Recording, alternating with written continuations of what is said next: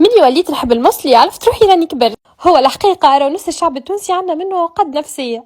ملي كنا صغار أميتنا يعملوه مع بيت بالماء، جو مي دوموند علاش. إن شاء الله ما تفرجش في الفيديو هذايا. الحاسيلو إجا نوريلك كيفاش تعمل أبن مصلي باش تبهر عائلتك بيه. أول حاجة في الطبق باش نحط فرشة من البصل.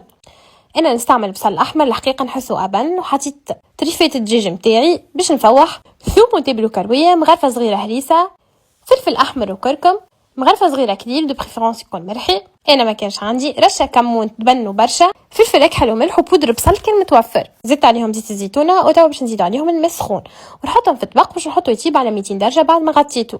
انتر طون باش نصمت البطاطا في الماء والملح والكركم في نص الطيب نقليها. بعد ما طاب توا باش نزيد عليه الطماطم خاطر الحقيقة ما نحبيش تكون طايبة برشا، ونرجعهم للفور يكملوا يطيبوا. وانتر طون قليت قرينات الفلفل متاعي وتوا كيف طاب حطيت البطاطا والفلفل ورشه مع نص وبصل هكا كان حاضر بالحق بين برشا. لازم تجربوها طريقتي.